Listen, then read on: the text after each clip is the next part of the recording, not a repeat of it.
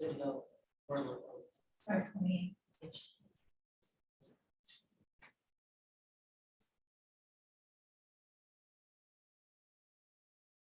Not 5 minutes early, you're late.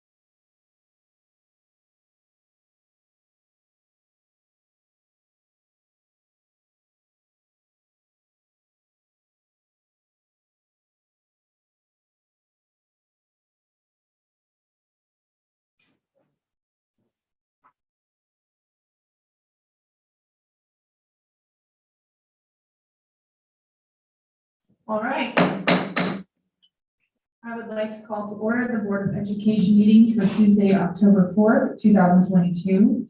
Are there any speakers related to closed session topics? There are no speakers. Being no speakers, the board will convene in closed session.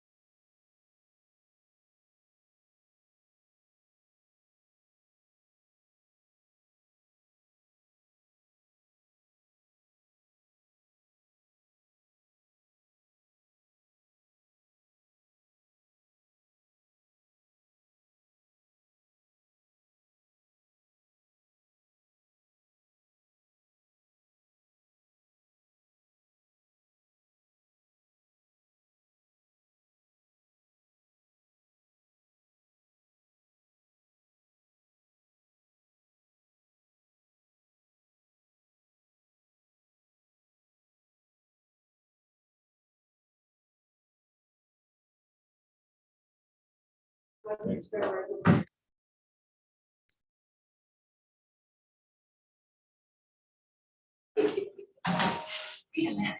Chino. Silence all devices.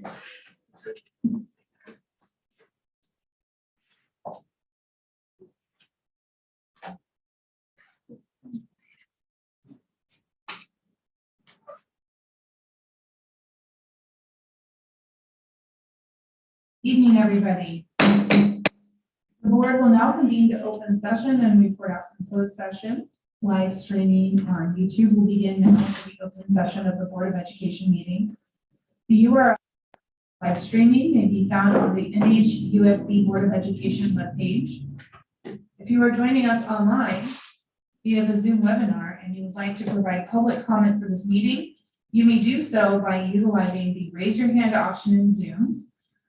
Or if you are calling in by phone, you can press *9 and wait to be called on. Community members may still provide public comments to the board prior to each meeting via email at publiccomment@nhusd.k12.ca.us. There were no comments provided to the board for tonight's meeting via the public comment email address. I would like to remind the public that we will not be responding to questions posed by those making public comments. Relative to closed session items 3.1 through 3.3, there was no action taken by the board. And now I'll hand it over to Vice President Gonzalez to continue the next few items. If we can rise for the pledge of allegiance. Put the flag, right hand over your heart, ready, begin. I pledge allegiance to the flag of the United States of America and to the republic for which it stands, one nation, under God, indivisible, with liberty and justice. May I get a roll call? Here. Here. Chavez. Here. Ishihira. Here. Chima. Here. Gonzalez. Here. Schwannmauer. Here. May I have a motion and a second to approve tonight's agenda? I will. Second. Discussion, roll call, please. Goodman. Khan. Chavez. Aye. Ishihira. Aye. Chima. Aye. Gonzalez. Aye. Schwannmauer. Aye. Okay, the land acknowledgement, is there anybody who would like to read it? Go ahead. The land acknowledgement will be read at this time of the meeting. Open up this meeting by acknowledging with respect and love that the land we are on today is the traditional ancestral homeland of the Ohlone First People. We recognize and thank the Ohlone people as the original stewards of this land. Indigenous people must not be spoken about in the past context as if they left on their own accord, when the real causes were white supremacy, manifest destiny, and U.S. colonization. By recognizing we stand on the occupied indigenous territory of the Ohlone people, we commit ourselves to listen to Native leadership and to stand in solidarity with people struggling against systems of oppression throughout the world, past and present. And now it's over back to me. Thank you, Vice President Gonzalez. Now we will have, we're on section 6, which is public comment. Hearing of visitors on topics which are not on the agenda. We have one blue card. I would like to remind the public that we will not be responding to questions posed by those making public comments. And reminder that please keep your comments to 2 minutes. Speakers that go over to 2 minutes will be, well, we have on Zoom, will be muted, but you will be reminded that it is your time is over. Okay, our speaker tonight is Victor Espinosa.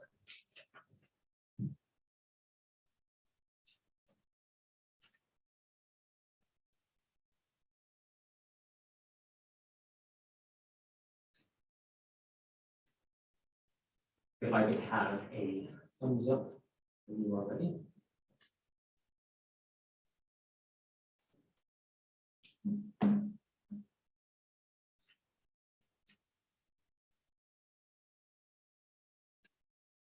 Educators and students are always working to find more effective ways of learning.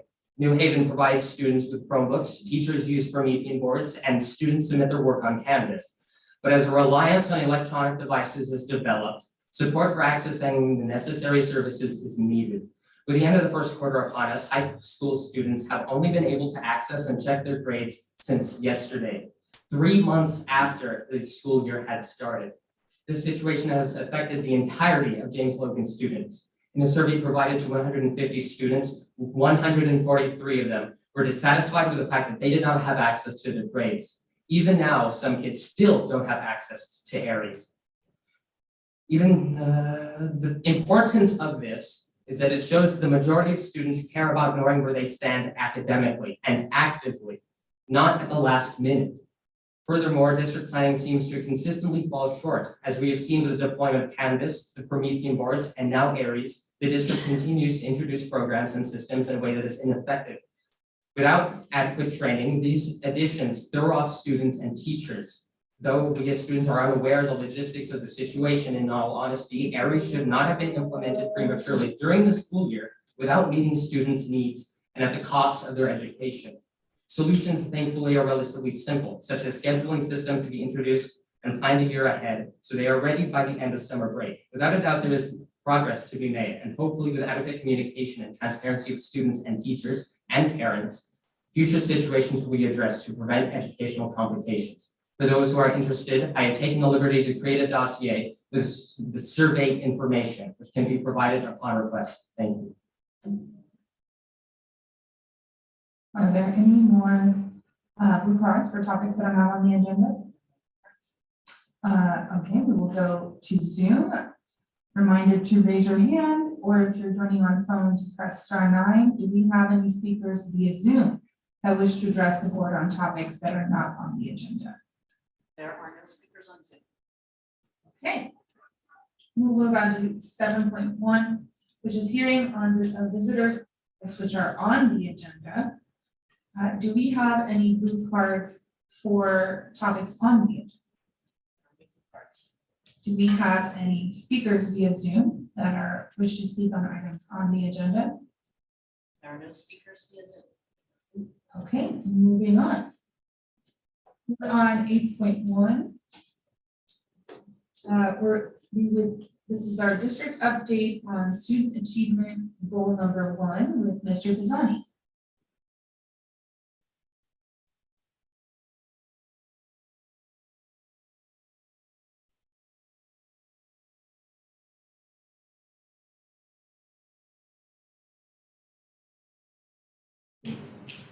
Good evening, President Swin Mallory, members of the board, Superintendent Thompson, staff, and New Haven community.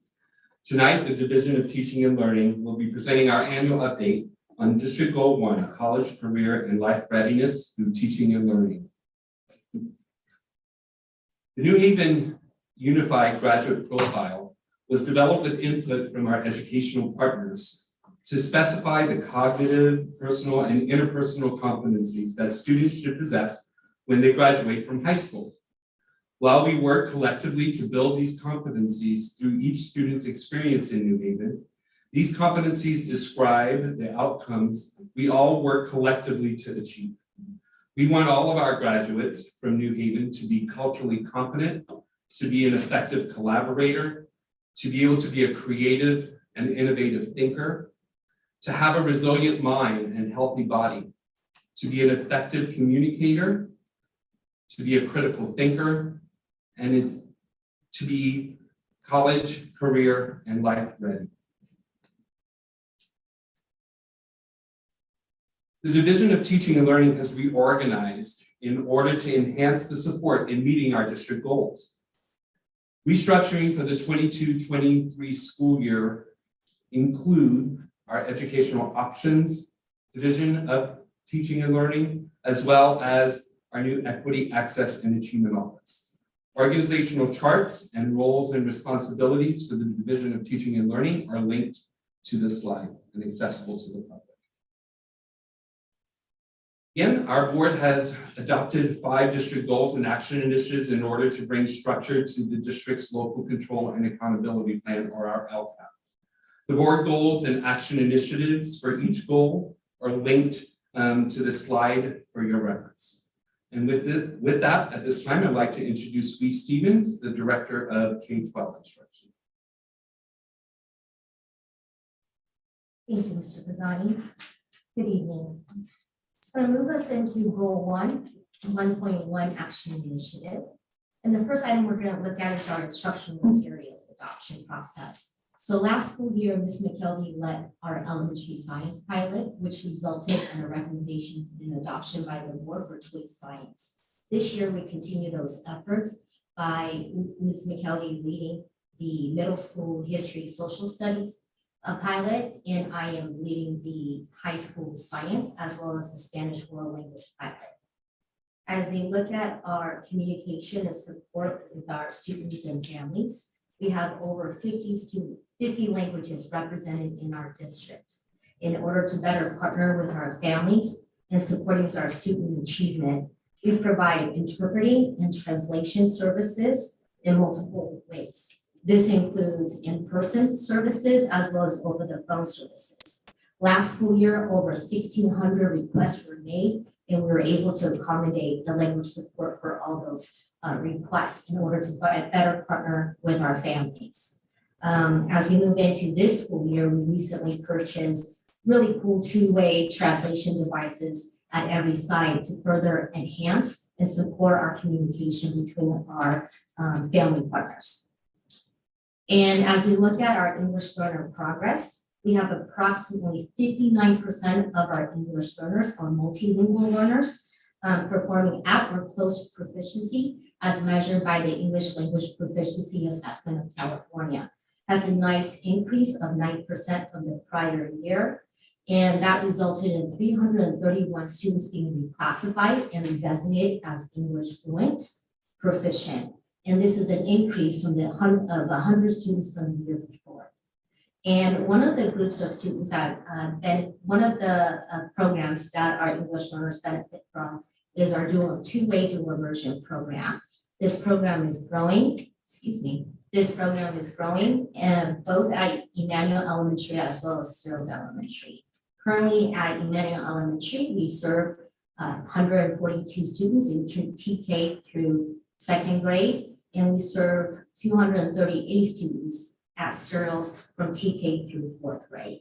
And this program has not only brought in high achieving for our students in order to access content and curriculum in 2 languages, it also allows us to maintain a lot of families within our district. And over the years, we've been able to bring in over 140 new families into our district. That's 70 new families alone this year so far. So one of the things in our dual immersion program is that we're looking at expansion into secondary soon as our Spanish program is in 4th grade. So we recently applied for a California Department Ed grant, and we were one of the 27 districts that received the grant. Over 160 districts applied. So one of the things that we want to be able to do in using these grant funds and look at how we can expand and create a really competitive and solid program for our secondary placements. Okay. So with that, I'd like to introduce Director Sarah Kaplan, Director of Special Services. Thank you. Thank you, Ms. Stevens. Good evening.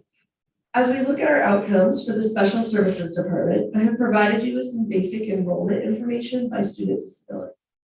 You will see if you click on the link on the disabilities profile that we have a slight increase in our special education population, while the rest of the district is in declining enrollment. Links are highlighted with and underlined for you to review. As we reviewed last year, the intensity of returning to full-time in-person learning comes to mind. And this has included 5 different sessions of professional development provided to our paraprofessionals and 8 parent learning sessions. This year, we are continuing with that trend. And lastly, as we look at accountability, you can find data on the California dashboard, but also in the annual performance indicator data. This includes 14 indicators that we speak about each year. The indicators that New Haven is focused on include graduation rate, statewide assessments, preschool data, discipline, and post-school outcomes. Some of those indicators include disproportionate outcomes for students and are called out specifically in our CSACE 2021 plan, which was provided to the board in September of last year. And we have a general education plan that is focused on improving outcomes for our African American students. This plan is linked for you to review under the title Comprehensive Coordinated Early Intervention Services Plan.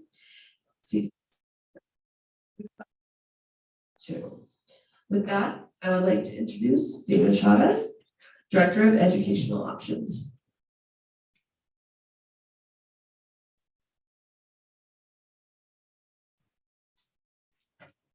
Our Educational Options Department provides a wide variety of alternative pathways for all NHUSD students. We are committed to working closely with our students, with our district students and families in an effort to ensure successful academic and social emotional outcomes. Additionally, we are working closely as a team to increase coordination between all of our schools and programs. All of our alternative options are linked here, including pertinent information such as graduation rates and the comprehensive support and improvement plan for the Delotto School for Independent Study. With that, I would like to introduce Brent Delotto, Director of Technology.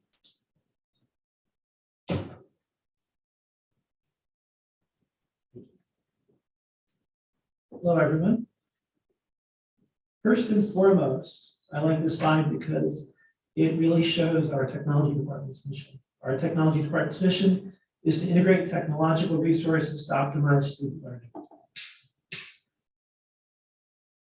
If you click on the access link on the bottom of the slide, it does show you 3 quick slides showcasing the highlights of what we have done for the 2021 and 22 school year and what we're currently working on this school year.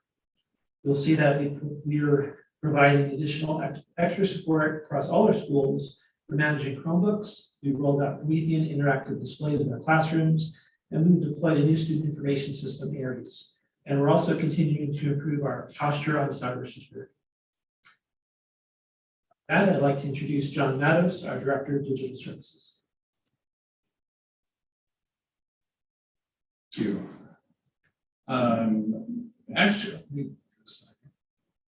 Action Initiative 1.3 supports Goal 1 through the use of formative, summative, performance-based district and statewide assessments.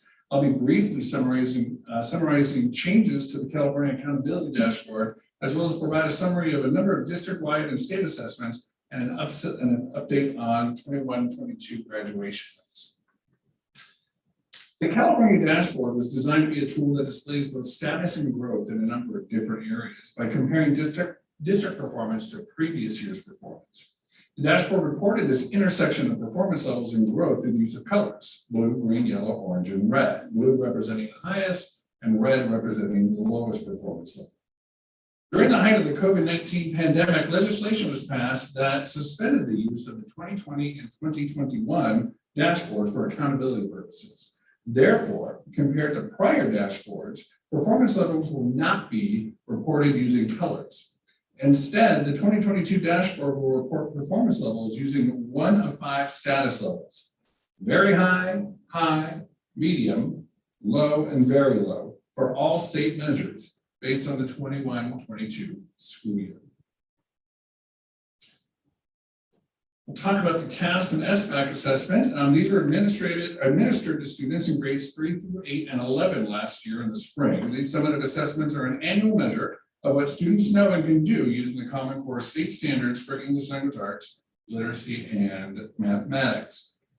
In language arts, an average of 51% of New Haven students met or exceeded standard on the ELA SBAC assessment. District-wide, the percentage of students who met or exceeded standards remained the same between 2019 and 2022, which was the last year that we had a full comprehensive assessment.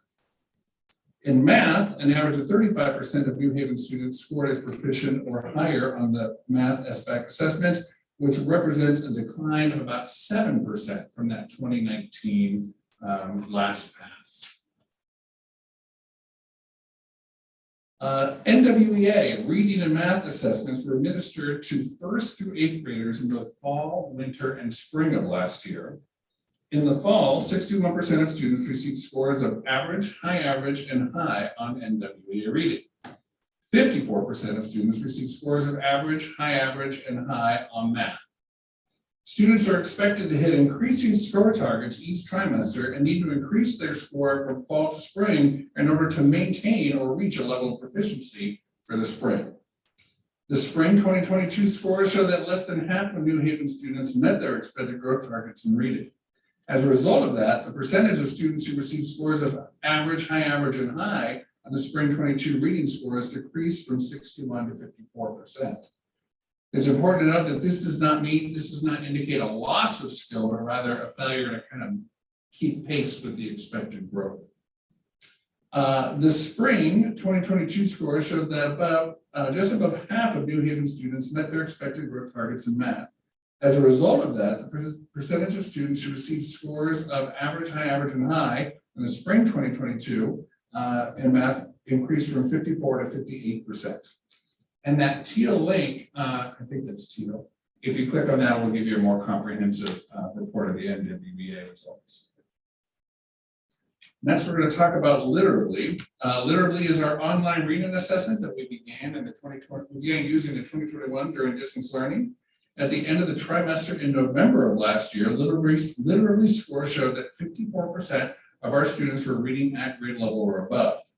Over the course of the school year, from fall to spring, the proficiency target students need to meet increases every trimester. In order to obtain a proficient reading level in the spring, students have to reach a reading level that is 3 levels higher than what they needed to score in the fall to be considered proficient. At the end of trimester 3, we still had 52% of our students reading at grade level or above. And again, you can click on the results summary to get a little bit more full comprehensive results. College Board. Last year, students had the opportunity to take the Scholastic Achievement Test, which is the SAT, Advanced Placement Test, the AP test, and then the pre-SAT. As college entrance requirements were relaxed beginning in 2021 due to the pandemic, and SAT and ACT are no longer used in determining eligibility for admission into UC or CSU, there has been a substantial drop in the number of SAT tests taken since 2021 to compare to previous years. Last year, only 61 students took the SAT. Over 1,000 students, over 1,000 AP tests were taken last year, and on those, 743 of them, the students scored a score of 3 or higher, which is an increase by 2.5% from the previous year. The link at the top of this slide is a report that we received from the College Board, which provides an aggregated analysis of student performance on the SAT for the 2022 student report. Graduation rates. From the table, you can see that the district's overall graduation rate increased last year compared to 2021. This is mostly due to the strong bounce back in the number of graduates from Conley and Dakota.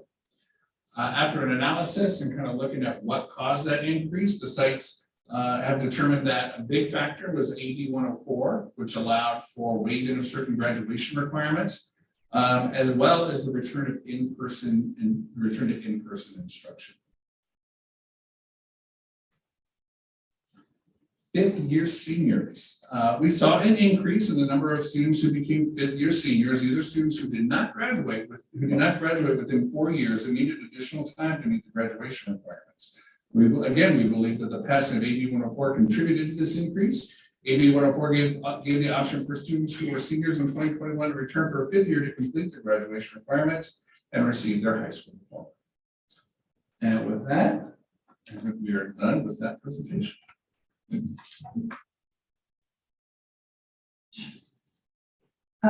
we have a question or comment from Trustee Canlis.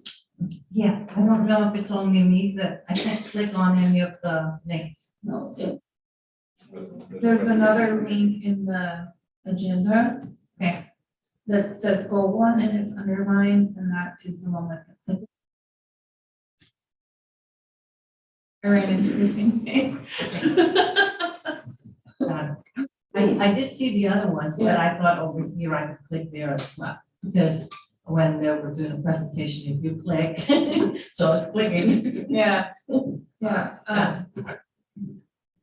I was just saying, that's good feedback. We'll make it, I think we'll make it even more clear next time that that's the case. That's, yeah, one's a PDF, just in case you can't. Got it. Thank you. right, yes, trustee Nishihiro. Now it's time for questions slash. Yes, Okay.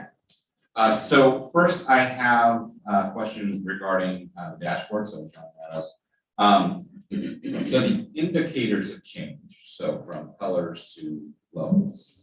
Has the underlying methodology that's based on growth, year-over-year growth, has that changed, or is that it's pretty much the same methodology? I think this year is functionally a reset of the whole dashboard. So you can't do year over year growth without, having a full complement of tests taken and data from the previous year. So there will not be any growth measures for this year. This is a complete and total reset of the dashboard. That much I understand. I guess the question is for the following dashboard, right? The methodology is still going to be the same with regard to year-over-year growth. That's my understanding.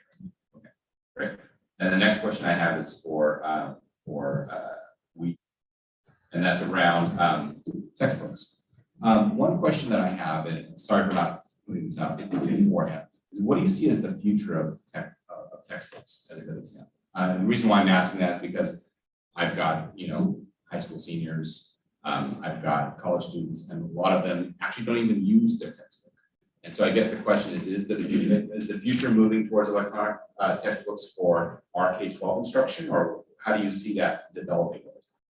We definitely see publishers are putting out both print and digital materials for a variety of use. So teachers and students have easy access digitally, but in case they run into Wi-Fi issues or access issues through digital platform, there's always print material available. So we typically look for publishers that offer both to give our community as well as our teachers multiple ways to access learning. Is there any economic incentive to like, is it cheaper to go with all digital? Because I know we're always going to need to have physical. We're always going to have physical textbooks. Like, but are we going to need as many? Like, that's a 1-to-1 for each student, or are we looking at ways? Are we looking at ways of getting them, the best use out of our educational? Sure, and this is, your question actually connects it to the Williams Compliance Act. And what Williams require of us in terms of instructional materials to make sure that we have one-to-one access for all students. So if it's all digital, we have to provide everything that's digital for each family and each student, both at home and at school. So what publishers have done is to make sure that they're really selling us the textbooks that we could keep over the years until we decide to renew. But the digital access gets upgraded and we pay a minimal amount of fee or a span of like 6-year adoption. For example, we have access to that. And every time there's a change or a supplement to print, the digital gets renewed. So it goes back to, I think publishers are still at this point when we're looking at adoption. I think Ms. McKelvey could agree as well with her adoption process, pilot process, that they're offering both, but they're really only charging us for a purchase one time. Got it. Okay, great. Thank you. Any other questions or comments? Trustee Gonzalez. Yeah, this question's for Sarah Kaplan. There is on the slide for special services, the part for NHUSD students with disabilities profile. There's a part that says New Haven's enrollment for students receiving special education services has declined in the past few years, but has not declined at the rate of the general population. And I'm just curious, is this because of teachers are not filling out those cost referrals? And is this a trend in other districts? Actually, what we're seeing is that the special ed population is either very slightly declining in some years or not declining at all. And the rate of declining enrollment far outstrips it. So it functionally makes the special ed population higher each year in terms of percent. So when I started, it was around 9%, now it's about 12%. We actually are attributing some of that to the pandemic. I think that happened, but it's exactly the opposite of what you said. Teachers are doing referrals at quite an alarming rate right now. Even during the pandemic too. We didn't assess as many during the pandemic year, that is true. However, coming out, we had our highest year, yeah. Yeah, thank you. Questions or comments? Thank you very much. Moving on to our next item, 8.2. District upgrades on equity, access, and achievement, which is our goal 2 with Mr. Pisani.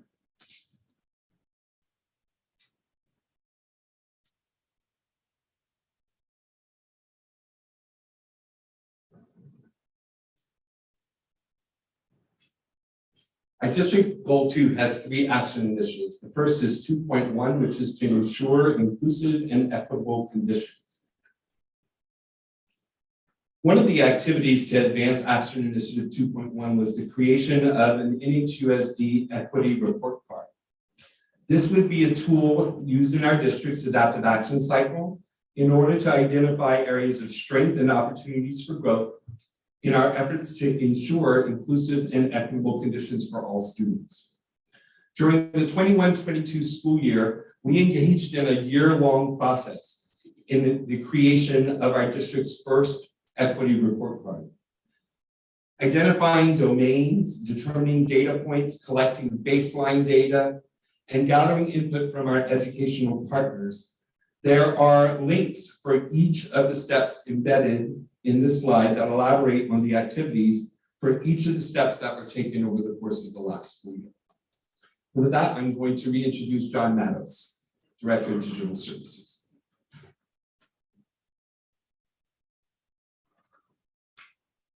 Hello again. It is my pleasure to present the inaugural draft of the equity report card. There's a lot of information in this presentation, and I will not be reviewing everything slide by slide. Instead, my goal is to kind of explain how to read these and where the information came from so that folks can kind of take a look at that in a more purposeful manner on their own time. First of all, this is just a simple table of contents, and folks are going to be able to click through this and get to the point that the parts that they'd like to look at. Next, we're going to be talking a lot about our student groups, and so I wanted to kind of give a frame of reference for kind of who we're talking about. So the pie chart on the left is just a breakdown by ethnicity of our students. And the chart on the right, it reflects how many of our students come from the Dakota area, which is an area that we've been looking at over the last year or so. We have a lot of data here. The data comes from the NWEA, which is going to give us both achievement and growth data, the SBAC assessment, which we've already talked about a little bit, as well as grade or marks data. And I'm going to use those terms interchangeably, grade and marks, for kindergarten through high school. In addition, in order to determine if students had access to a number of different student programs, we also looked at course enrollments from the previous year. This is simply a way to hop to or skip to whatever kind of group that you wanted to look at.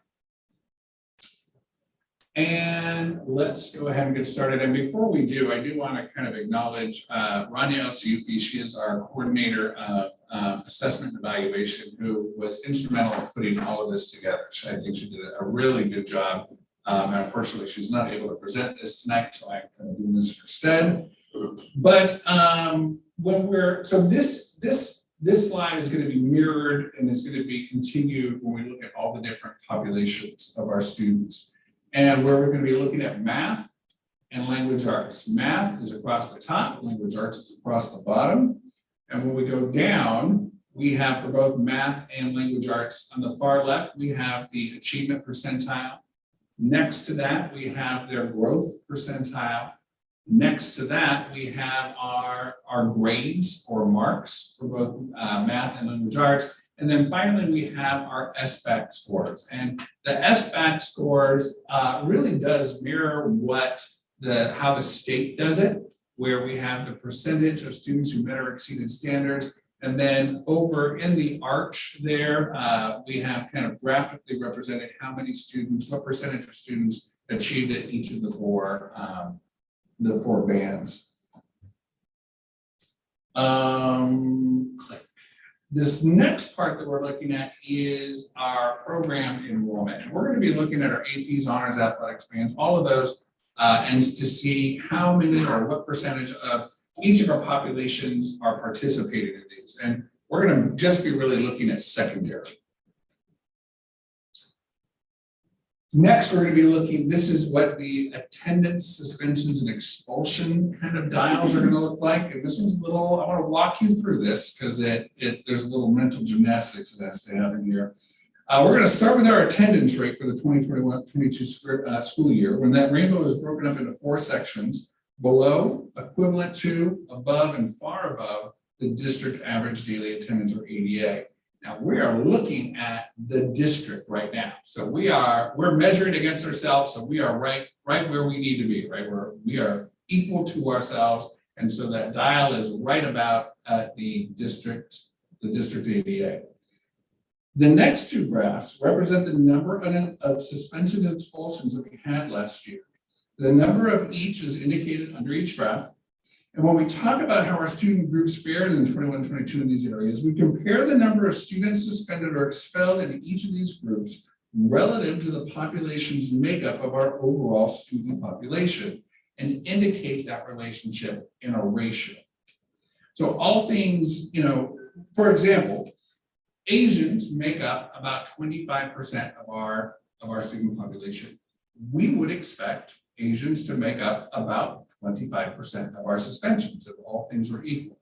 And if those percentages line up, it's about a 1-to-1 ratio, and that would be indicated by being right on that green-yellow line, right? So if it's at the green-yellow line, then the percent of students for each of our populations of students matches the percent of students who were suspended or expelled. If a group of students happen to do a little better, that needle is going to drop down to the left into the green and blue.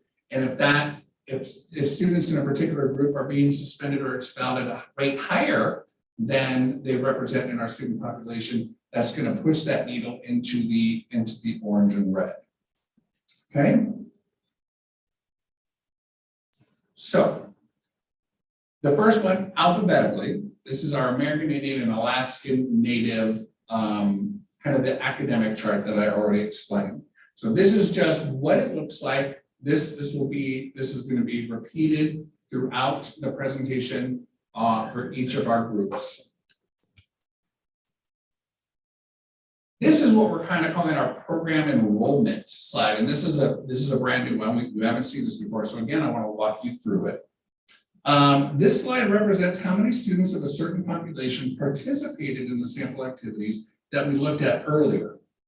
On slide 7, the district-wide program enrollment data was represented in bar graphs. And for each of the student groups, instead of doing bar graphs, the information is going to be presented on kind of a dial with a needle. Like the discipline slides, if all things are equal, we would expect that the percentage of students in any of these programs would be similar to that population of student makeup of the overall population. And again, if a student group made up about 25% of our student population, we would expect that they would make up about 25% of athletics, 25% of AP and honors, 25% of band, and so on and so forth. If those percentages lined up, if 25% of our students of a group, that if they represented 25%, and they also represent 25% of all the students who are in athletics, that's a 1-to-1 ratio, and that dial, that needle would be right in the middle of that yellow. If they're underrepresented, that needle is going to dip to the left, and it's going to be in that red and orange. And if they're overrepresented, that needle is going to dip to the right into the green and blue. Okay. Now, I want to make really clear, we're not making any assumptions about why or how a particular group of students is or isn't participating in any of these. We're just kind of showing what it looks like. And I am going to, because I put it on I'm going to keep up, as we kind of look at the rest of the groups, as we kind of summarize what the rest of the groups are doing, I just want to keep up with the district averages, so I'll keep that up there. In the interest of time, I'm not going to go by group by group by group. There's almost 40 slides, and so we're not going to do that. But after reviewing this data, there are some strengths, some areas which a number of our student groups are doing particularly well, and there are some areas of improvement where they're maybe not doing so well. So I'm just going to go through those kind of quickly. Again, leaving the district academic slide up there as a reference. In terms of strength, our American Indian Alaskan Native students had strong growth in math as measured by the NWEA. Our Asian and Filipino students outperformed the district in nearly every academic measure. With the exception of the forensics program, Filipino students are well represented in the district programs that again we took a look at. Our Pacific Islander students were very well represented in athletics, drama, and leadership. With the exception of NWEA growth, students of 2 or more races outperformed the district on all other academic measures. These students are also well represented in each measured school program. Black students are participating in athletics, forensics, and leadership at a high rate. Our white students outperformed the district average in SBAC math and did slightly better in grades in both math and language arts. And our Hispanic students had marks that were in high average range in both math and language arts. When we look at opportunities for improvement, there are unfortunately a number of them. Our American Indian Alaska Native students were underrepresented in over half of those programs. Our Black students struggled to demonstrate proficiency on the SBAC, especially in math. And also our Black students were suspended and expelled at rates significantly disproportionate to their makeup of the overall student body. Our Hispanic and Pacific Islander students performed below the district average on all academic measures. And with the exception of drama, our Hispanic students were underrepresented in the other district programs.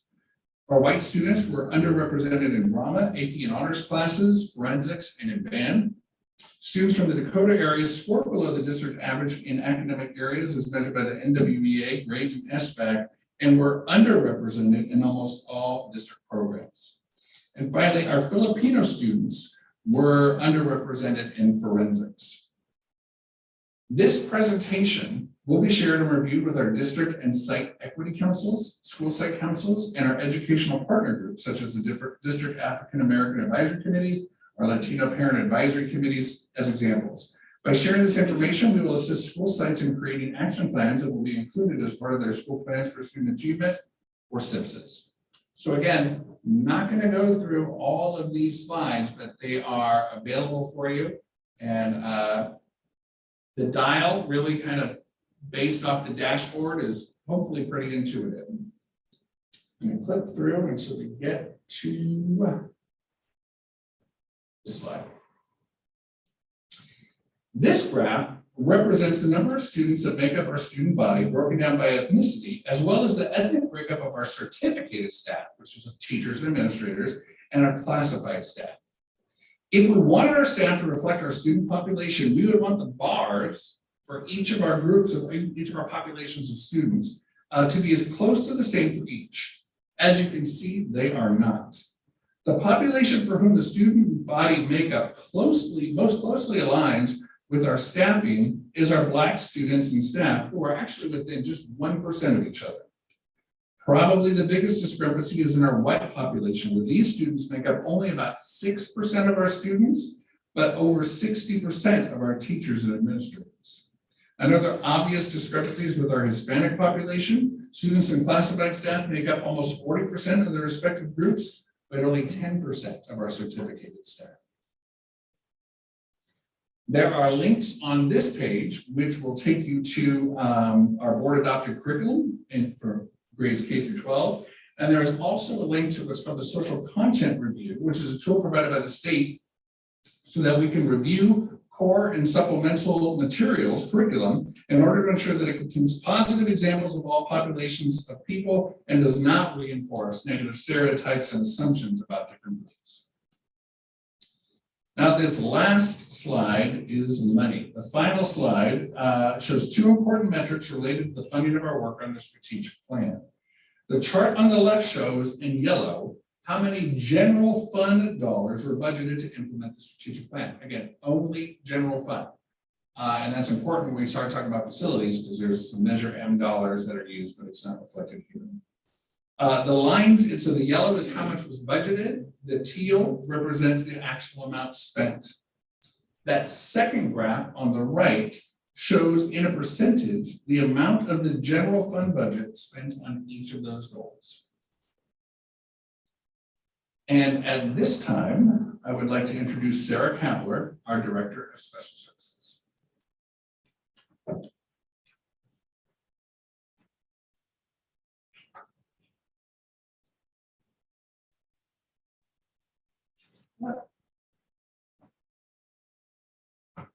Thank you. So this slide a highlight of the systemic and individual student support that we have started as a result of the CSACE 2020 and 21 plans, which we're trying to interrupt the pattern of disproportionality that Mr. Meadows just spoke of for African who receive special education. This full plan went to this board in September of last year. I would like to extend a special thank you to Marcus Lamb, who has co-authored both of those plans, along with me and all of the directors in teaching and learning for their various contributions to provide improved outcomes for our students. When we talk about the CSACE 2021 plan, the CSACE 2020 plan, that has completed its 27-month cycle, and those activities have been completed. We did not meet the goal for student referrals in special education. We did, however, meet the goal for our student discipline. When we talk about early intervention in the CSACE, the EI, that means it happens before students receive special education. So the plan includes a focus on systemic work, and because students can't wait, a focus on individual students. As we look at this year, or beginning last year, middle of this year for 27 months, the CSACE 2021 plan will sunset and carry us through this September 2023, and those activities are currently in progress. We continue to be disproportionate, so we will also be writing a CSACE 2022 plan, which is in development now and is scheduled to go to the board before you on October 18th, and then it will be submitted to CDE for approval. Next up, I'd like to introduce Mikey McKelvey, Director of K-12 Instruction. Good evening. In 2021-2022, New Haven Unified reimagined our district equity council in order to ensure that the parents and staff representation from each school site was reflected as a part of that equity council. The first link on this slide provides the names of all the members from each site that were part of last year's district equity council, as well as the resources and slide decks that were used during the 6 meetings that were held last year. In addition, last year, each school site created a site equity goal as part of the school plan for student achievement with CIPSA. The second link on this slide will take you to a document which shows each site's 2021 and 2022 site equity goal.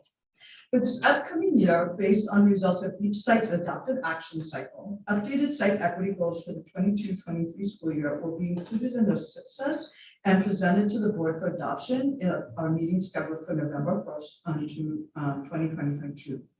In conjunction to the site equity goals, each site was expected to conduct 4 equity walks last year. 2 equity walks were scheduled for the fall with a shout out to the school site councils mid-year, and then 2 additional equity walks with an end-of-year school site council shout out in the spring. The final link on this slide takes you to a table with the dates of those events for each school site last year, as well as links to each site-based equity council meetings, their agendas and notes and walkthrough tools that they use. Then at this time, I would like to reintroduce Mr. Pisani. In the 21-22 school year, we formed a partnership with Quetzal Education Consulting as part of our action plan to address equity gaps in New Haven. As a result, we created an anti-racist consultation team, or ARC team, that was composed of teachers, classified staff, parents, site, and district administrators. The ARC team met throughout the school year and identified 3 areas of focus: professional development, Black wellness, and repair harm. Task forces were created in order to complete task force templates, which are suggested initial action plans. The public has access to these resources through the links contained in the bulleted list on the slide. The Anti-Racist Consultation Team end-of-year report was created by Quetzal Education Consulting and is publicly accessible and linked to this slide as well. The creation of these templates guided our district in creating initial action plans and will be embedded in the district's efforts to advance our district's equity, access, and achievement goals.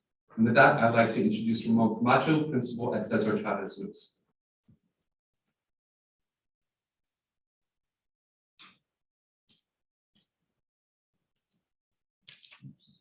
Jump right up. Oh, that gets fixed. At CCMS, we piloted the anti-racist course for educators, or ACE. There is a link to slides introducing staff members to the professional development. Participants were to complete 18 hours, and that was 2 hours per month of professional development. Participants self-selected 1 of 5 modules after completing the ACE survey in order to personalize their professional development experience. Each module included professional reading and articles, self-reflection, affinity group discussions, application of change of practice, and reflection. As this course was a pilot for NHUSD, it was important to collect feedback from our staff in order to determine next steps. There are links in this slide to the feedback we collected from the CCMS staff at the midpoint and end of last school year. What worked well and successes. It opened up staff eyes that there's a huge amount of work that needs to be done in the area of equity. It also served as a good assessment of where we as a staff are to engage in this work. What did not work well, what were some of the challenges? The majority of our staff did not like being broken up into affinity groups because at some point teachers needed to select whether, it was going to be, teachers were going to break into either teachers that were white or teachers. So with that, it was difficult for many of our staff members, but yet the purpose of this was for everybody to be able to speak their truth in these affinity groups. It's a well-known strategy. Readiness of staff to engage in a conversation around whiteness and white supremacy was a challenge. This changed the focus from personal reflection to the preservation of the status quo. Selecting a program that was designed to be done individually, remotely, into a program that was done collectively and in person was also a challenge. Securing facilitators to lead the affinity group conversations. Initially described as professional development, it was really about personal growth and self-reflection. And of course, the difficult technology interface that we had to work with. Reflections. We need to spend more time around developing a similar understanding and working definitions to move forward with the work, this work that is important. Making sure that the purpose of this is that we break the cycle for our students who are not achieving. The program was paused mid-year based on the feedback that we received from staff from the mid-year survey. Due to this pause, not all staff were able to complete the last module of the professional development. With that, I'd like to introduce Zepha Nobles, the coordinator of Equity, Access, and Achievement. Thank you, Ramon. Good evening, everyone. Good evening. So continuing, we're building the capacity of our leadership team. We've been reading to belonging through a culture of dignity, which is being used to ground our equity work for the administrative team. And we realized collectively that our need is to ensure that all students and staff as well need to feel a sense of belonging as a precondition for achievement.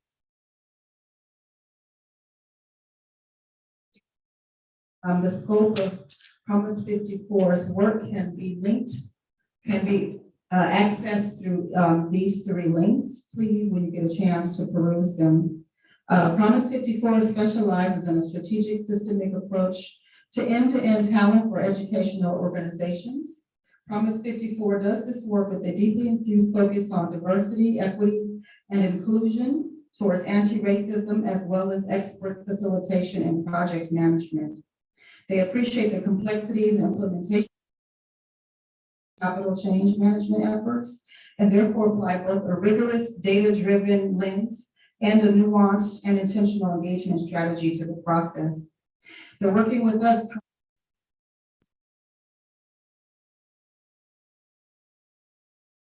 racism.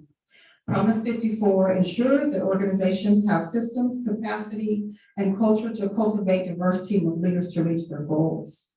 They're currently conducting a complete equity audit of New Haven, including an artifact analysis, interviews, surveys, and supporting us in writing our working definitions for equity, diversity, inclusion, and our belief statements. So goal 2.2 is the Initiative for Equity, Access, and Achievement, which focuses on the development of multi-tiered systems of academic.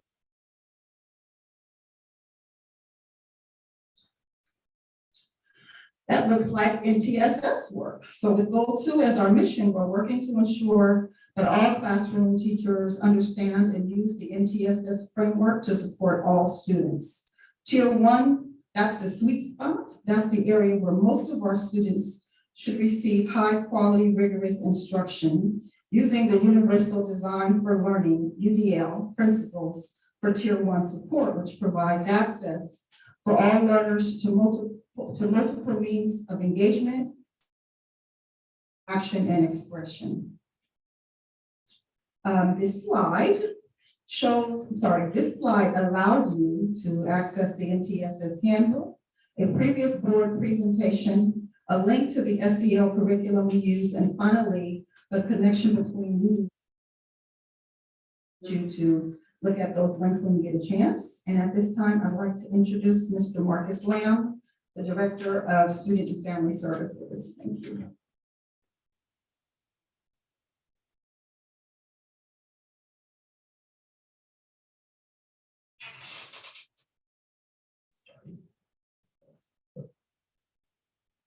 So District Goal 2, Action Initiative 3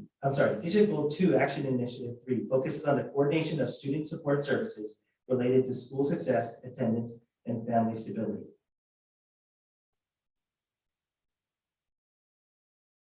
Well, I'm here to present to you this evening. Working with me in leading this work through the Department of Student and Family Services are Abigail Coatzin, our Coordinator of Pupil Services, and Jennifer Hawkins, our Union City Family Center Coordinator.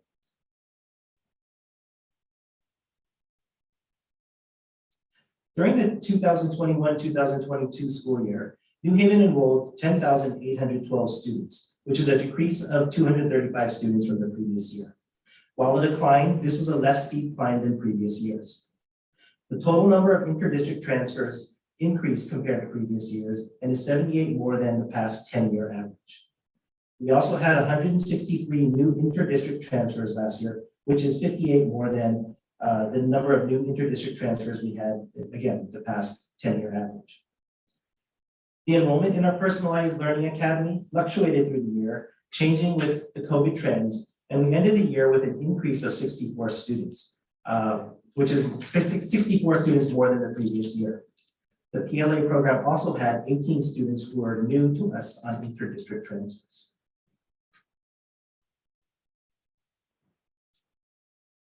During the 2021-22 school year, the number of students suspended increased, which is expected with students returning to in-person schooling from being at home.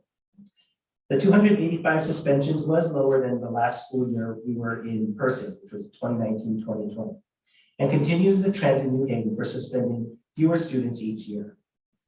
The number of expulsions was also the same as 2019-2020 school year, and is, again, it's lower than the average number of expulsions we've had in previous years.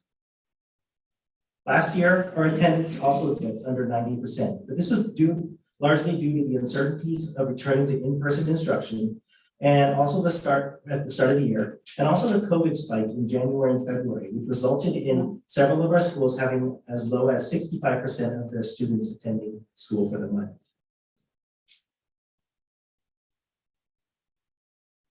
Last year, we continued the use of Komochis for grades pre-K through first grade, which we began during the 2019-2020 school year, and introduced Character Strong for grades 2 through 5 as a means for supporting our students' social and emotional development. Both programs are continuing this year. At our secondary level, Project Wayfinder's Waypoints was introduced. Using this program, our sites were able to provide assessment surveys to students and use this data to guide their decisions on activities to implement to support the social and emotional development of our secondary students.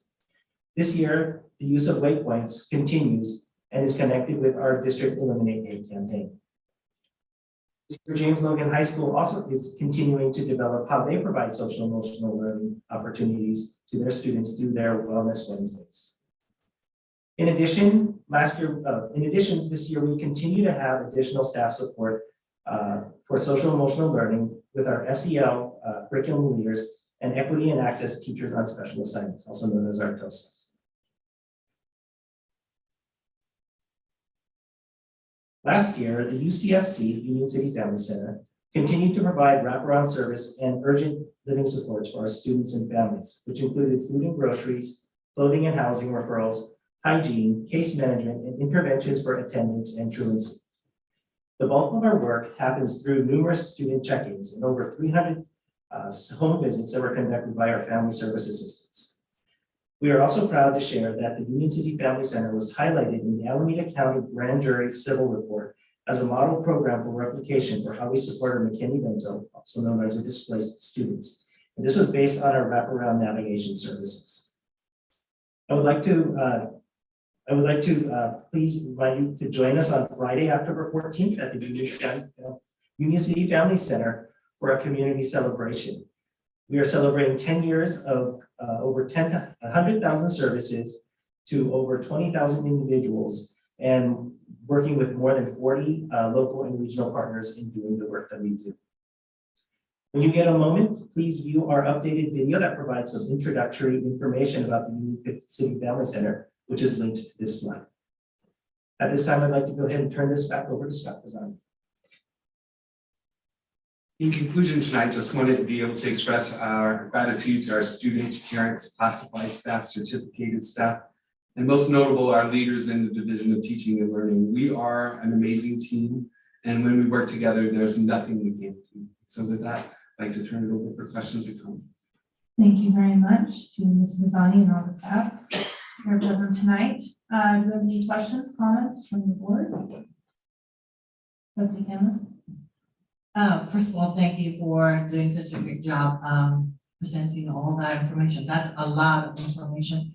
I just want to clarify a few things because we got a lot of big words and I don't know if everybody really understand a lot of these things, but can you describe a picture of what type of intervention? I know you're following the MTSS and you're doing CLAS and SSDs.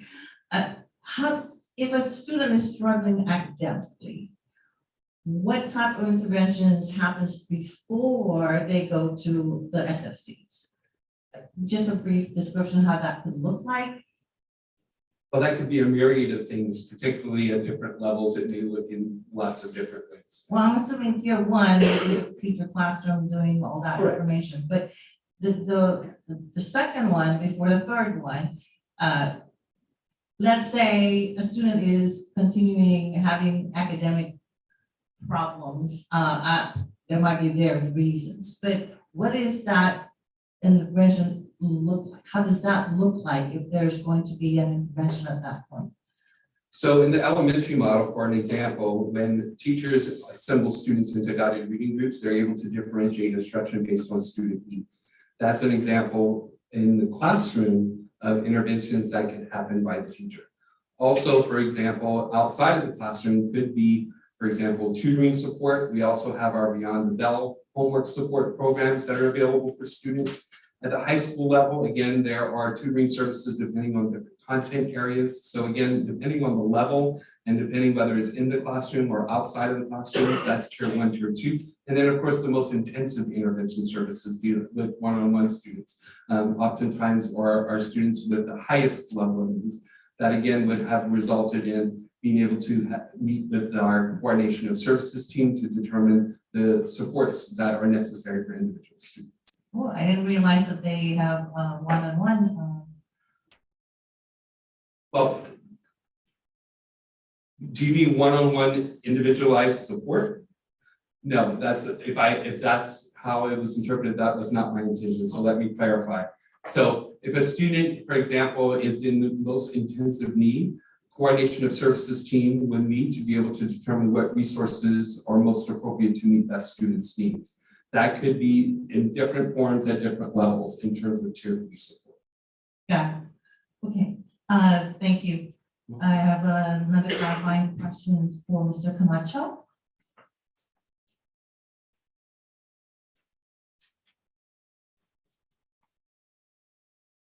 Sounds like it was a rough PD time. I know we have Promise 54 coming up, and what you just described did not seem to go to the last part. I'm feeling a lot of anxiety in that last part of that of PD. And so I'm trying to picture what that next step is gonna look like and how we could work with the staff in welcoming a new perspective. Yeah, absolutely. So, yeah, it is true, especially from the staff surveys, it was, I won't say overwhelming, but there was a lot of difficulties with, and you name it, whether it be just talking about racism, that was for some groups very difficult. And then from there, just the terminology, the level of personal growth in it was very advanced. Because we were talking about anti-racism, and there's different levels of Definitions. Not only definitions, but just what is it that you're attempting to break, and whether it be cycles, different cycles, right? And so sometimes we look at it would be called like tolerance, anti-racism, and then the highest probably being abolitionism, and really working to change the system that we operate in. And so even with some of our staff members that I would call our champions, that really lead this work and do different things, they really saw that their colleagues were struggling with this work, and so there were a number of different challenges that arose. But I think some of it was also disheartening as well too. Just we all recognize that we live in a very diverse community, but at the same time, some folks can continue to use the same strategies that haven't been proven to help all students. Just thinking how our work in the future could this be tied on the personnel and reflecting our students. This is going to be a hard work. Yeah, and I can address that. That's the one of the reasons why we shifted with Promise 54 is because of the results of the pilot program and our other work. We realized we need some structure to where we're heading and some guidance from a renowned national organization, which is Promise 54. The other thing we also have to realize is, well, our demographically, we showed you our staff does not line up with our teachers. Those are our teachers and our staff, and they're here. And so we need to do whatever we can do to bring our staff, get them to fill all of our students and staff to come from a place of belonging to work towards what we're striving for with our equity goals. And so that's while we can try to hire a representative student or staff that represents our community, the reality is for a long time, we're going to have the staff that we have, which is fine. So it's really important that we work with them to make them, to lead them to where we need to be. Thank you. I wish you all the luck. This is hard work. It's good work. So moving forward, we have faith in our staff. We do. Thank you. Any other questions or comments from the board members? Trustee Sheena? Yeah, just a comment.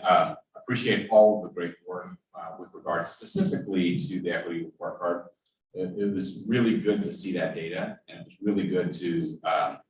I mean, it really helps get your head around what the issues really look like. As far as the Quetzal work, I really appreciate the fact that the staff was able to identify that we needed to change the course correct. And you know, it's a good testament to leadership to say, hey, we're going, you know, we need to change direction, and it's really good that we're not backing down, we're not backing away from an uncomfortable situation. We're looking at opportunities to improve it. So you know, I think that that's a great indicator, and we should continue on with that one. Thank you. I mean, Trustee Gonzalez? Yes, I just want to thank Cesar Chavez Middle School for piloting anti-racist coursework, and it's extremely difficult as someone who has been trained in my day-to-day job, HUSD, ABAR. You know, I've been through the training. My wife, I'm married to someone who's part of the ABAR task force in Hayward. And I'm not at her level, you know, just an abolitionist level. I'm there, you know, just come in with what you got, but it's important work. And I appreciate that, you know, dead level honesty of stopping mid-year and say, hey, this is not working, let's regroup. I know that that's difficult to do. But this work is important, and I've seen it in my teaching, even at the elementary level. You know, I know a lot of us think this is just for high school or middle school, but you know, it makes a difference. So you know, studies show,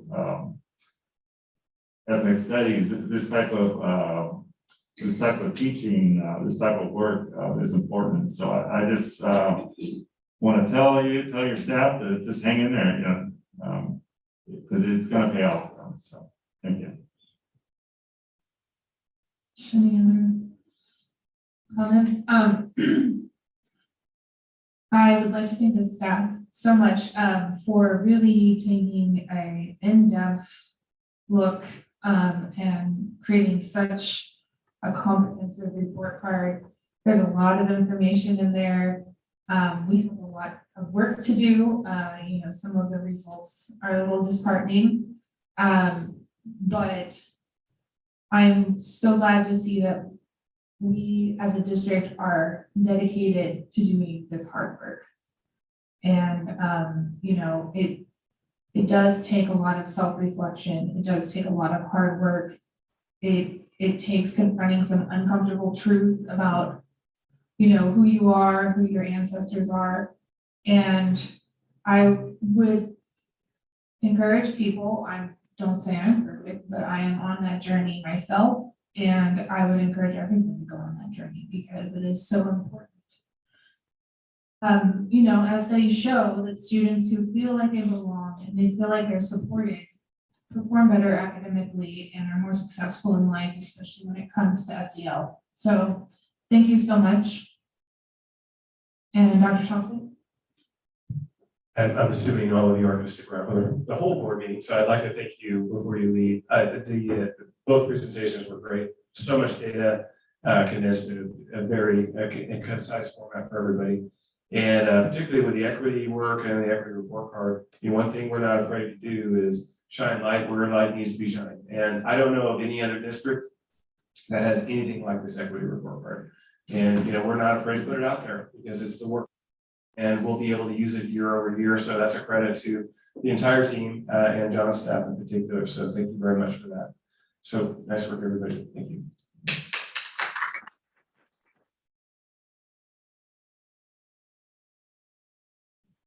All right.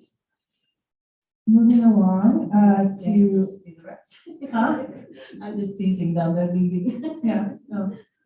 Pause for a moment to let people make their way out. Okay. Moving on to 9.1, we will now convene a public hearing to receive public testimony regarding this instructional materials for fiscal year 2022-2023. Speakers will be given 2 minutes to make comments on this matter and this matter only.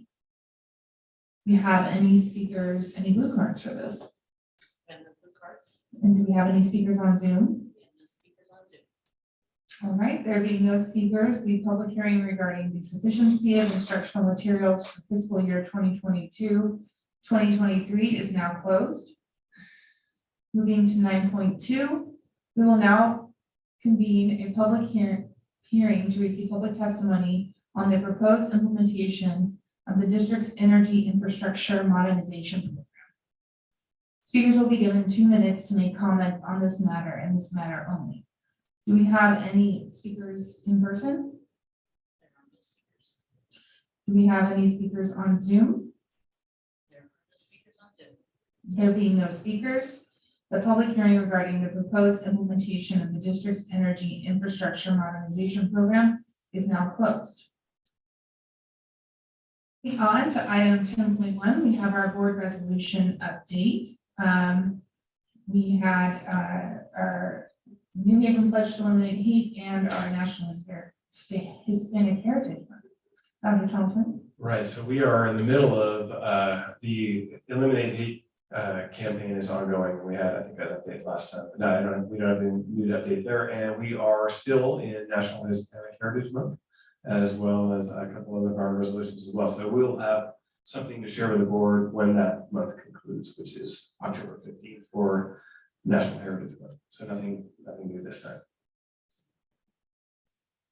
All right, our next information item is 10.2, College and Career Access Pathways, CCAP, partnership agreement with Ohlone Community College District for 2022-23 and 2023-24. Mr. I can address this. Oh, okay. So this is just an information item. We're proud to have a partnership. One of our goals, one of our action initiatives related to goal 1 was to create a partnership with our colleges to give students options that way. And we started that last year. This is an expansion of that agreement, which is great. And Ohlone, their process requires us to share it publicly as an information item. There's no action or nothing.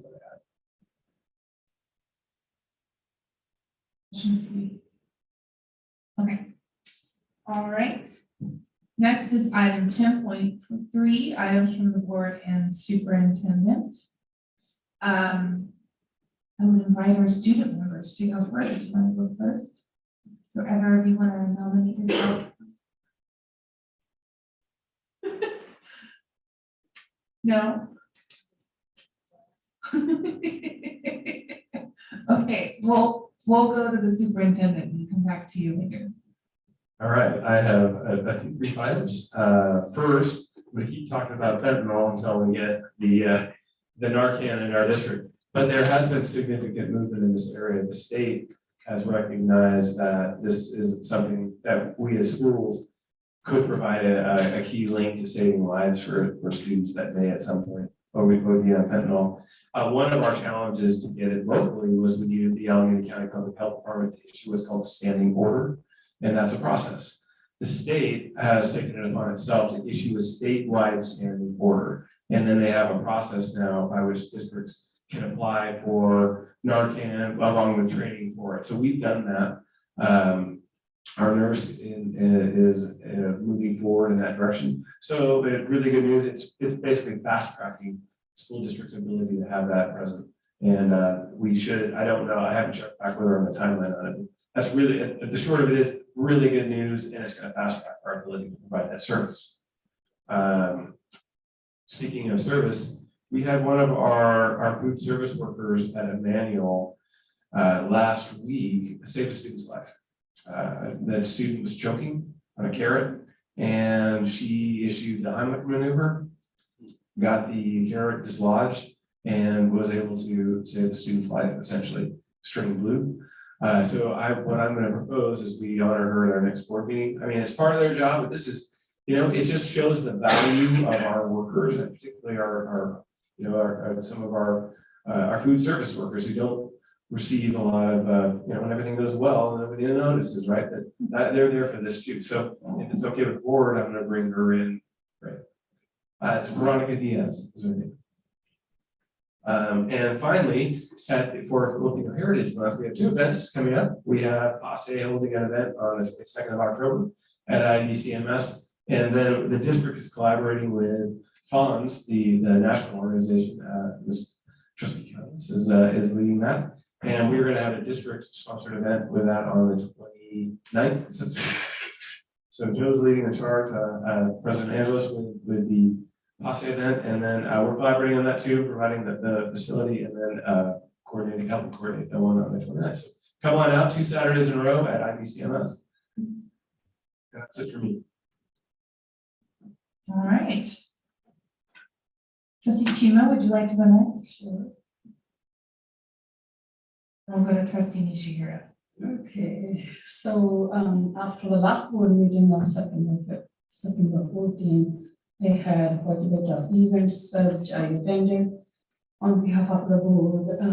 I attended on September 15, Thursday, Congressman Swalwell's town hall for the electeds in his district. He provided the opportunities which we have provided the information to superintendent, and Trustee Ganesh was there as well. And then yesterday, me and President Mary, we attended city and district's joint meeting. And my hope is that we will be able to have some progress report maybe about the land swap which has been going on for some time.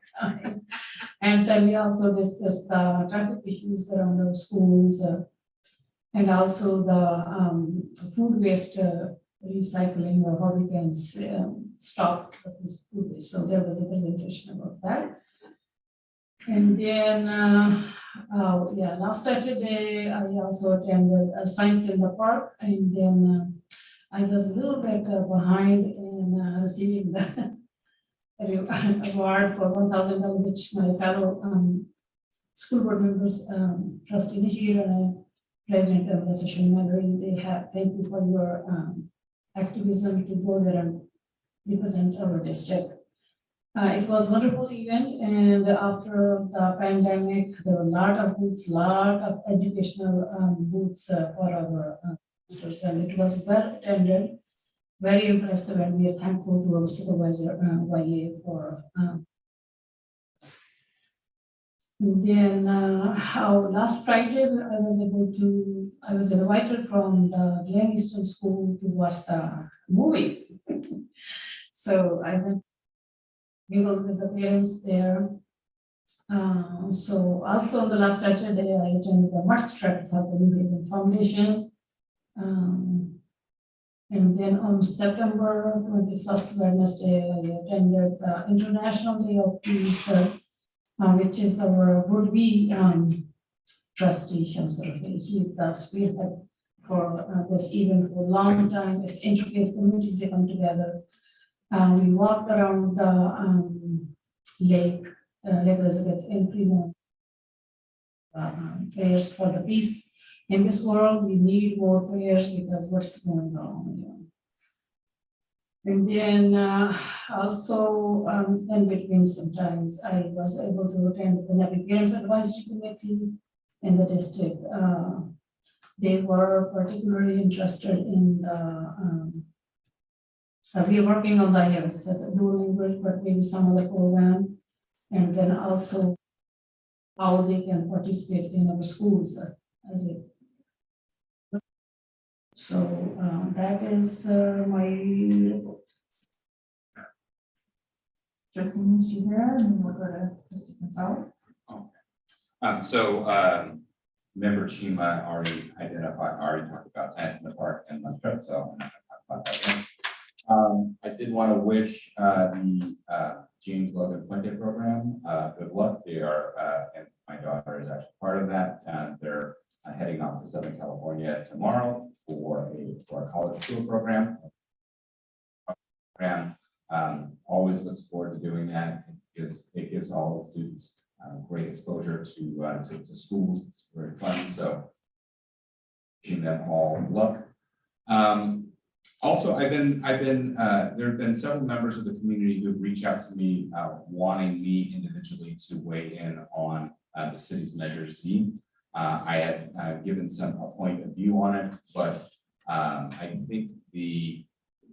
think it would be good for possibly the city to present an information item with regard to Measure Z. And I was planning on bringing a consensus item to put the staff. Actually, were you going to mention something? I was approached by Jim Malloy Okay. to ask if she could do a brief presentation at her next board meeting about this. Okay, so I was going to put that in consensus, but if you're already planning on doing that would be. I'll bring it up in consensus regardless. That's fine. Yeah, well, it's right now we haven't gone over the board agenda, but I have it on a list of things that would be one of two presentations at our next board meeting. Okay, great. And then lastly, I would like to acknowledge the 20th anniversary of, gonna turn very quickly. The acknowledgement of the 20th anniversary of the brutal murder in Arahu in Newark. She was a trans teen, and it was actually 20 years to the day. I was actually invited by my colleague Bevan Duffy to actually happening right now in San Francisco, or conflicted with Sweden. I wasn't able to go. I did talk to my friend and Newark Council member Mike Bucci, who said that he will be attending. But for those of you who don't know, this was a tragic event that hit very, very close to home. I'm from Newark. This happened in Newark to her in 2000 and it was 20 years ago. And the result was the passage of AB 1160, which weakened the so-called panic defense for perpetrators of hate crimes. And, you know, it's very, very tough to think that it happened so close, but it was something that had statewide impact. And for that, I would like to close this meeting in honor of the memory of Gwen. So that's what I have to say. Very much. And Trustee Gonzalez, and then we'll go to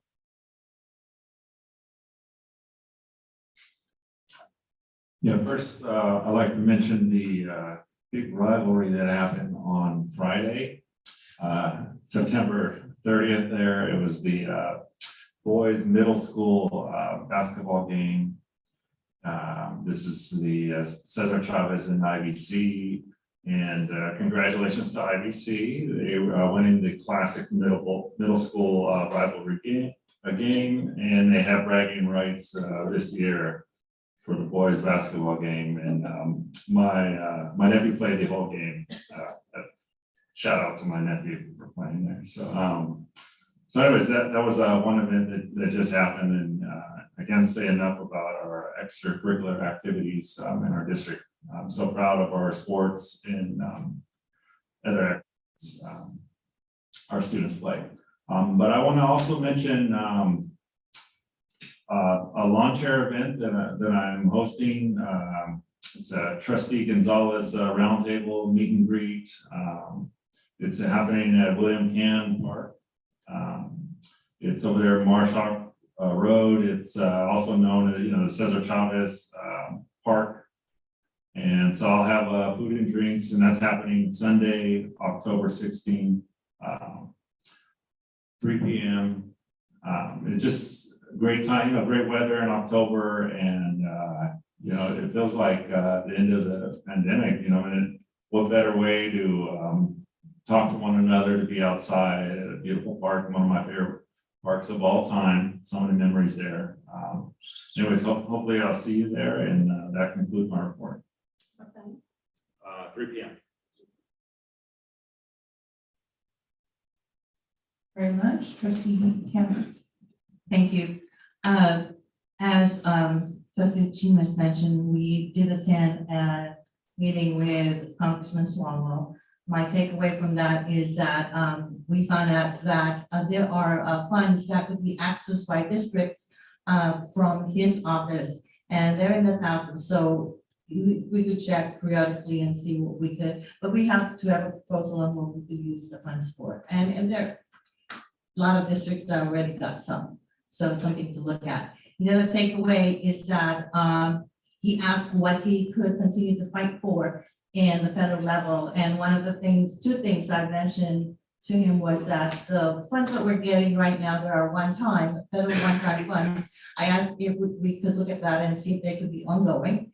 And the other one is to increase what we're getting for special ed, because as you know, we get very small portion in relation to what we're expected to do. So those are a huge takeaway. If we have someone speaking for education in the federal level, it is a good thing to continue.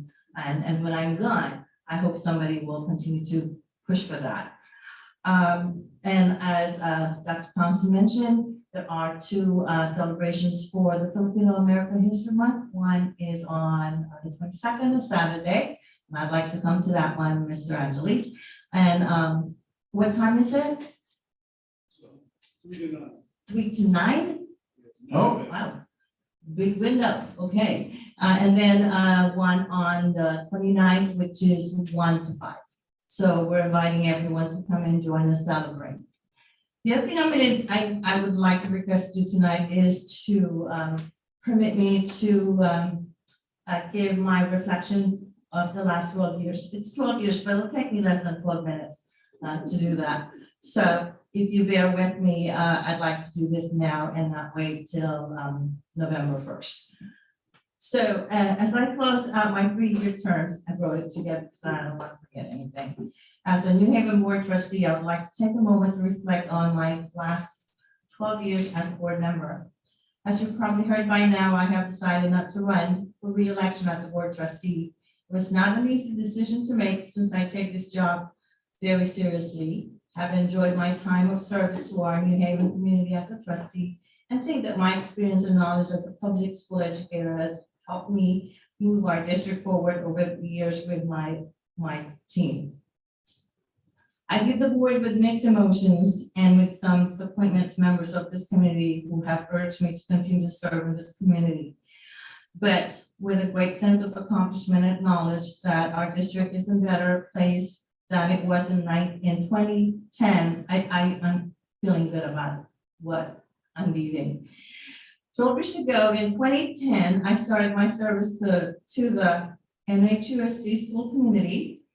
Over this time, I am grateful to have served an entire generation of students. The students who were in first grade in 2010 graduated last summer, June 2022.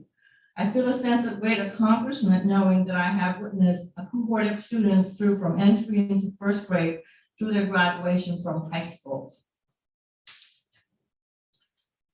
I believe that this is also a good time for me to depart since our district is in much better shape financially with academic and support programs in place and with an effective leadership team than when I first took my seat on the board in 2010. Our New Haven Unified School District has improved over these 12 years in many ways, and I can say proudly that I was part of the leadership team that helped lead the district in a much better condition.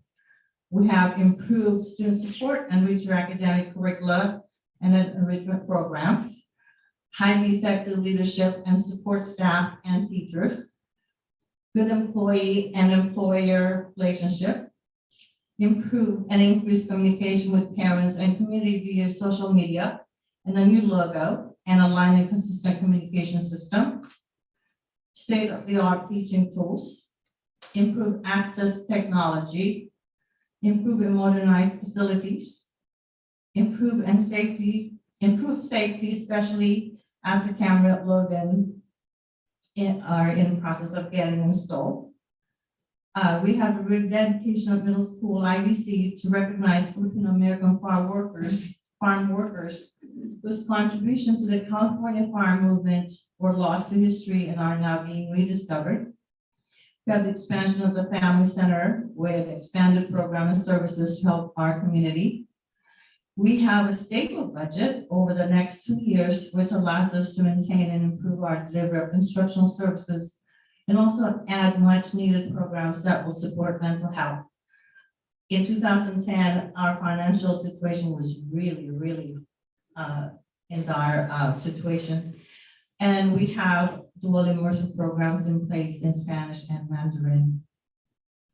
Over the past 12 years, I believe we have exceeded the goals and objectives and support program safety and financial stability that we campaigned on 2010. I would like to thank the following people for supporting me the last 12 years.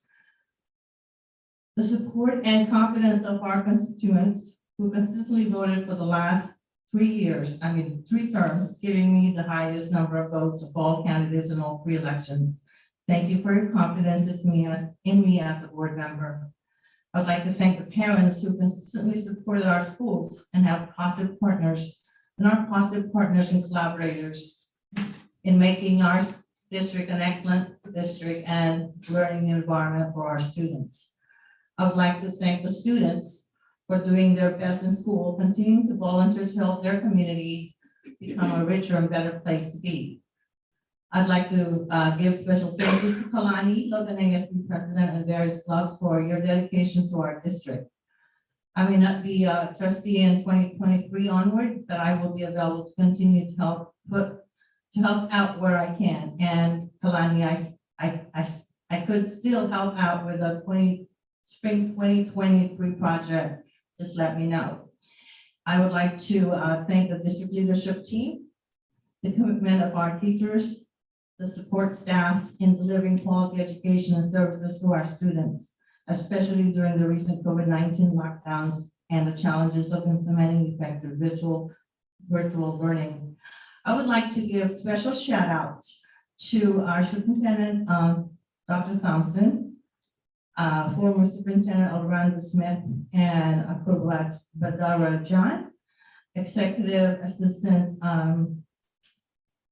extraordinaire, Lori Valdez.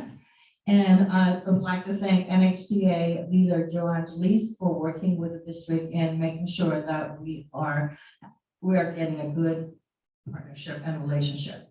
Thank you so much. To the many community members and friends who have tirelessly and unselfishly helped me out during those trying campaigns, thank you. But most of all, I'd like to thank my family, especially my husband, for supporting me during all these years. They all put their life on hold to support me. He was there at my campaigns. My family was there at my campaigns, at my tiring precinct walks, at the lovely knocking of doors, facilitating events with me, and working around my meetings and event schedule as a board member. I'm now embarking a new chapter in my life. The chapter will include having additional time to spend with my family and friends. They no longer have to work around my work schedule. Time for more exercise and sleep and focus on my health. Time to go back to my hobbies, such as playing the harp and the ukulele, and more time to travel. But I will be around if you need me. I'm only email and text away, and I will be happy to help as long as I'm home. So thank you. I will always be happy to attend NHUSD events when I'm home. Please invite me, and I will be more than happy to come. Thank you.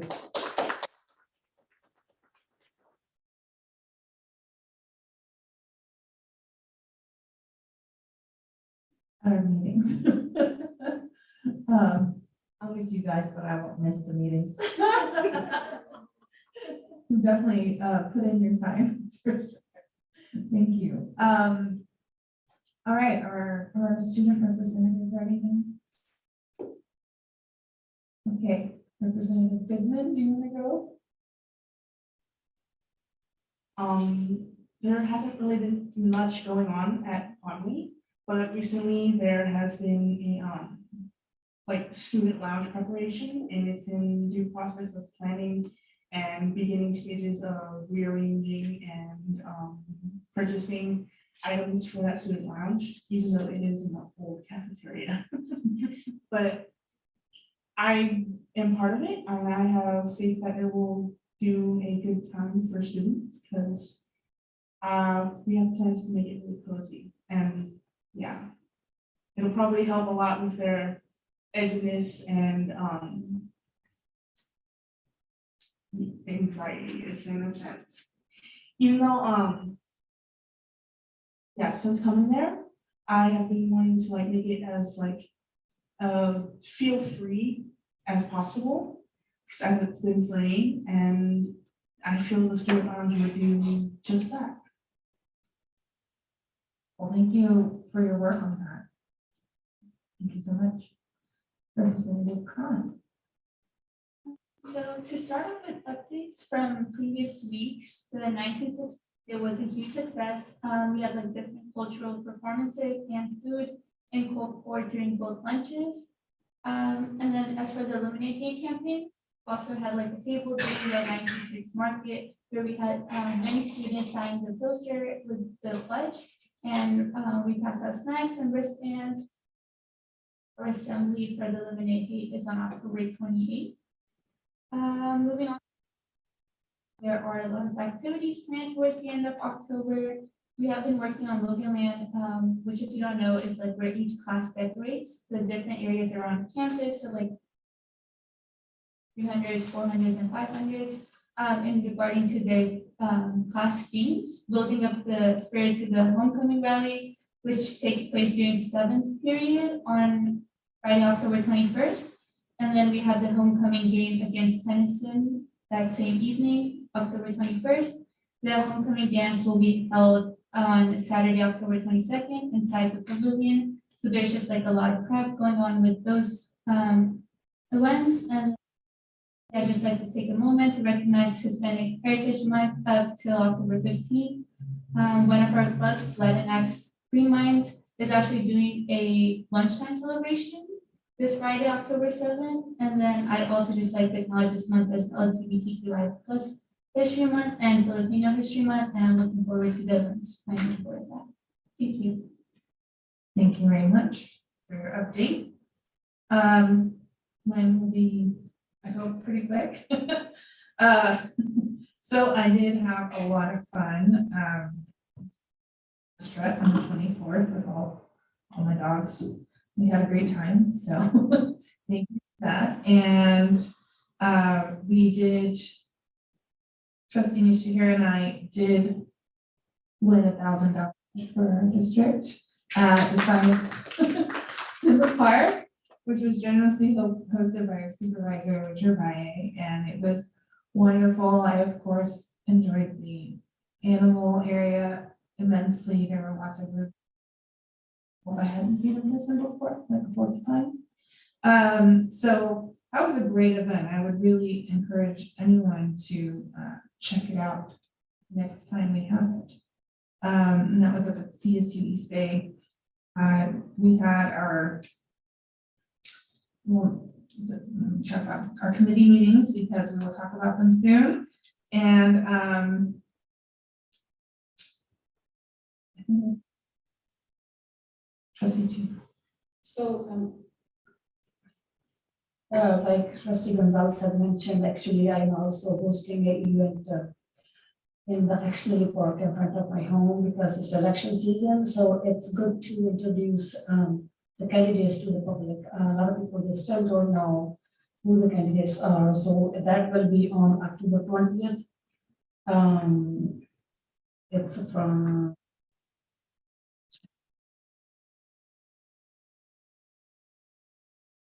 It's from 5 is from 5:30 p.m. No, this is early. It's at 5:30 p.m. On October 20th in Exley Park. Also, some of the leadership from the city, they approached me too about MSG. So I sent it to the superintendent. I said that would be the best course for us to have a presentation to the board about the MSG. So just wanted to let you know. Thank you. Thank you very much. And that brings up one more thing, just if anyone's out there watching, vote by mail ballots will be coming out in the next week or so. And it's your local elections are really important, so make sure you do your research and find out who's on your ballot and what they stand for, and make sure to vote. Yeah, all right. Moving on to our committee reports, we have 11.1, a report from the Budget and Finance Committee. I assume the notes, there's nothing to report. And is there a meeting scheduled? November 15th? November 15th will be the next meeting. All right, the report from the communication meeting? No, budget and finance. Budget and Finance Committee. Yeah, okay. Sorry, communication and advocacy, we met on September 15th, and we covered quite a bit, so I was actually having a hard time remembering everything, but we did get an update on our school site logos, most of which are done, and I have to say they've done a very good job of representing each individual school and the personality of each school, as well as keeping everything streamlined so that when you see all the logos together on our district website, they'll all be the same shape and size. So that's good. Some of our school sites, websites have been launched or soon to be launched, and they will be seamlessly integrated with our district website. If you look at our district website, it was updated in the spring last year, and this year. And so our school sites will look a lot like our district site, except that the colors will be the colors of the school, the logo will be for the school, and based on the work that Spark has been doing, looking at the traffic on our websites. So the things that are accessed the most by people who visit the websites will be, easily accessible on the front end versus, hidden behind a bunch of clicks. So we also talked about a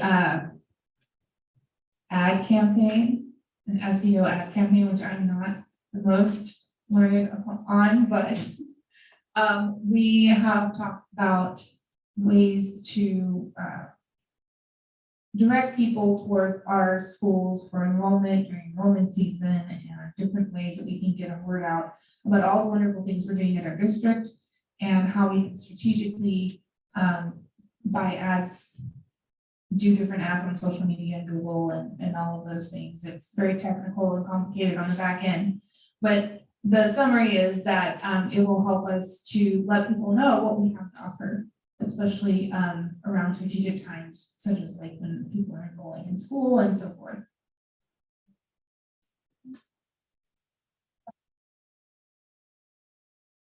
It was a very productive meeting, and our next meeting is going to be October 13th, next Thursday. Okay, moving on to the Policy Review Committee. We have not met since the last meeting, and we're meeting on November 9th. And moving on to other committee reports. Do you want to do school formation? I don't have anything to report. Okay, ROP. ROP, we are having our meeting on 13th of October. So yeah, that's upcoming. Also, I want to remind, if I don't know, I think it's still not open. So on October 12th, there's the International Bike to School Day. Schools, so I have signed up. So I would like to invite whoever they bike or walk to the school, please encourage yourself or your families to take a bike or walk on that day.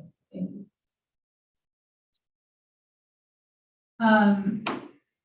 Anything else besides that? Okay, we will be having our Alameda County School Boards Association meeting on Thursday, October 20th at 6 p.m. via Zoom. And I will forward this link to Lori, who can send it out to everyone on the board.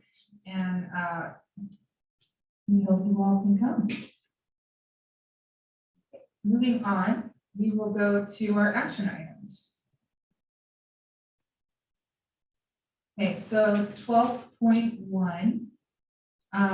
May I have a motion in a second to expel student number 1 and suspend the enforcement whose student will be placed at Cesar Chavez Middle School? So moved. Second. Okay, can we have a roll call, please? Canvas. Aye. Aye. Chima. Aye. Gonzalez. Aye. Aye. Next, we'll have, may I have a motion in a second to approve revised exhibit number 1 for policy BB 9270 and approval of resolution 010-2223, adopting a conflict of interest code. So moved. Second. Okay, we will vote by voice. All of those in favor, please say aye. Aye. Any opposed, please say nay. Leslie passed. 12.3. May I have a motion and a second to adopt resolution number 014-2223, sufficiency of instructional materials fiscal year 2022-2023. So moved. Those, is there any discussion? As presented in the information. Okay, so all in favor, please say aye. Aye. Any opposed, please say nay. Any abstentions? Motion passes unanimously. 12.4, may I have a motion and a second to approve resolution number 015-2223, authorization for implementing the district's energy infrastructure modernization program pursuant to government code section 4217.10 through 18, making certain findings and authorizing related actions. So moved. Second. Any discussion? Oh, all of those in favor, please say aye. Aye. All opposed, please say nay. Any abstentions? The motion carries unanimously. We're on to 12.5. May I have a motion and a second to increase our certificated substitute rate? So moved. Second. All right, any discussion?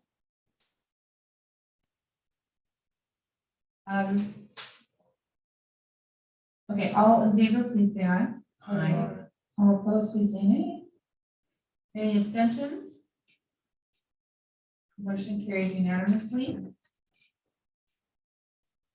On to our consent agenda, section 13. Are there any items on which trustees have questions or need clarification or would like pulled for separate vote? Seeing none, may I have a motion and a second to approve consent agenda items 13.1 through 13.9? So moved. Second. All those in favor, please say aye. Aye. All opposed, please say nay. Any abstentions? We'll skip to section 14. The motion carries unanimously. We will go to 14, which we will skip over because there were no items from the consent agenda. Brings us to section 15, assessment of and protocols. Does anybody have any feedback?